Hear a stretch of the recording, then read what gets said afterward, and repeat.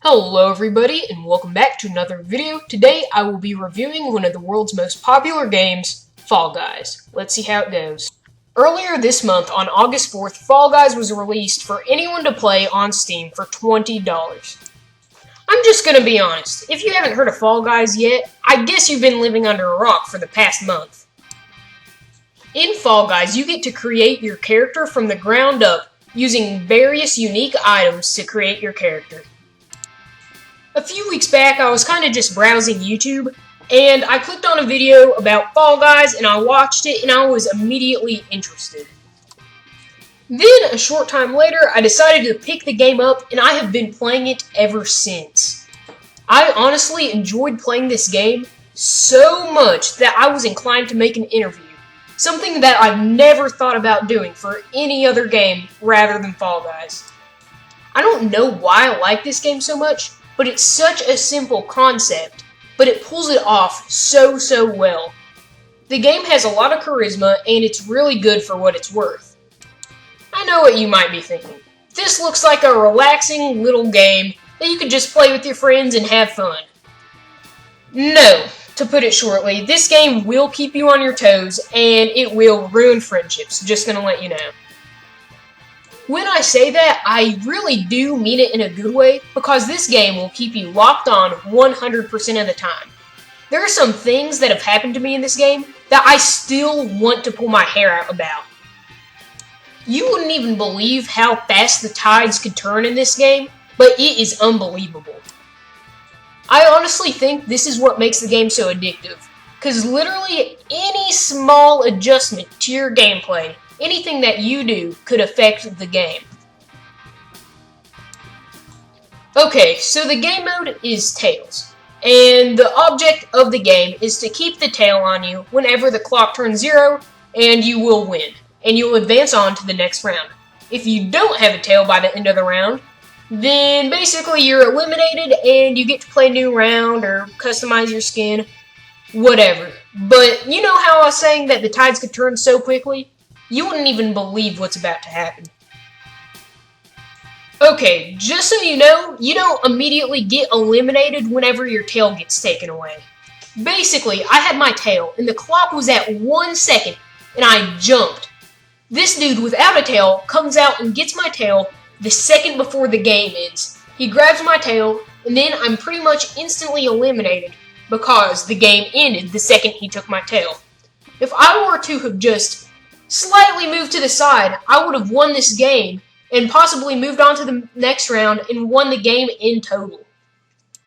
Just so you know, this game is hard, but it's not impossible. You don't have to be skillful to win necessarily, but it's mainly RNG.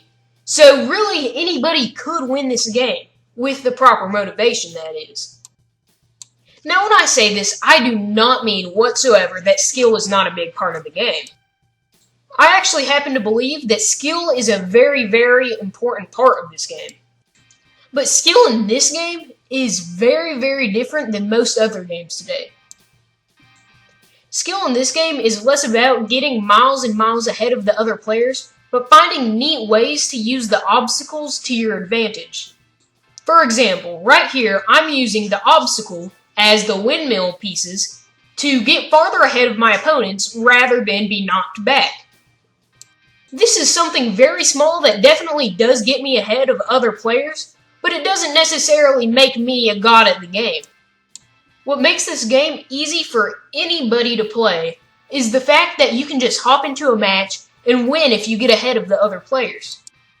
So the skillful players get to use objects to their advantage and get ahead of the other people, and then the less advantaged people get to make their way along the track and still not get eliminated, but be in one of the lower places but still qualify for the next match. This repeats until you get to the finals, which is quite a hard feat. But basically you just have to make it through all of the minigames, which are randomly selected. But once you get to the finals, most of the finals are just last man standing, or whoever can get to the top of the hill first. And honestly, this makes it extremely easy for unexperienced players, while also easy for skilled players. This is a really great thing because experienced players, well, they can use the map to their advantage and get ahead of their opponents. The unexperienced players have RNG on their side, which is not always guaranteed. This could knock out a skilled player and anybody could win. If you're a skilled player, I can pretty much guarantee that you will not win every match, because all the matches are so hectic and you experience something different every single time you play a match. This doesn't mean that it's not rewarding to get better at the game itself, though. Getting better at the game is something that definitely is rewarding. Although it won't make you win every single game, it'll definitely get you ahead of most of your opponents. Now let's talk about all the different minigames / maps. There's over 19 of them, actually 20 to be exact. And that pretty much wraps up everything at face value of the game.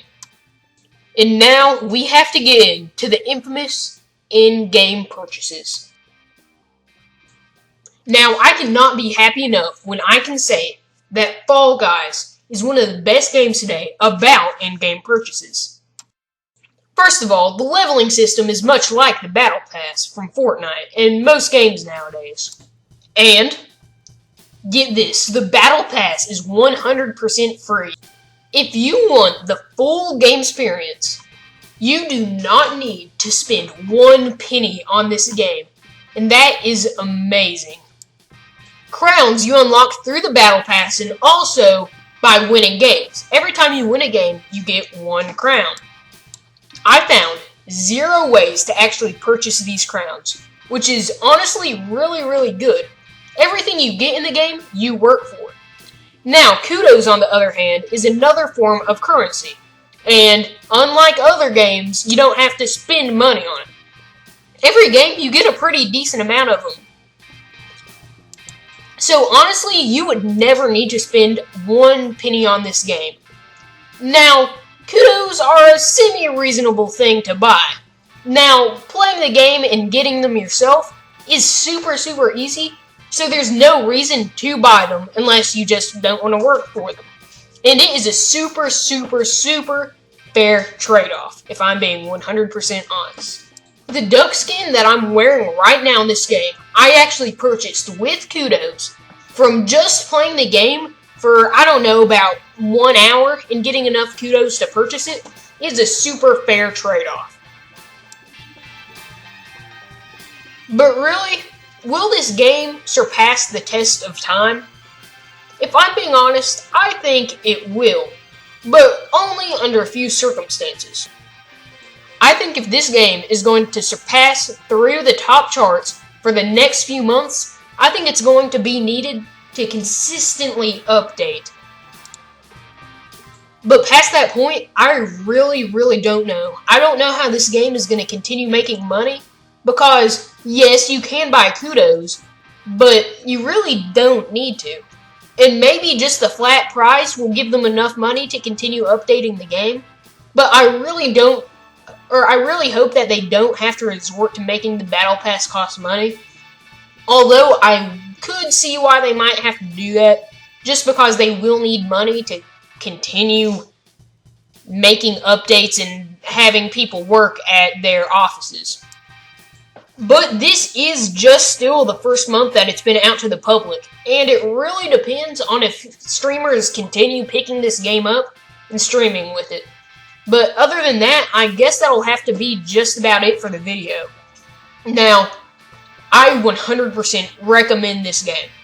It is one of the most fun, charismatic games today that's not about blowing people's heads off. So, I guess I'll see you all in the next episode. Goodbye.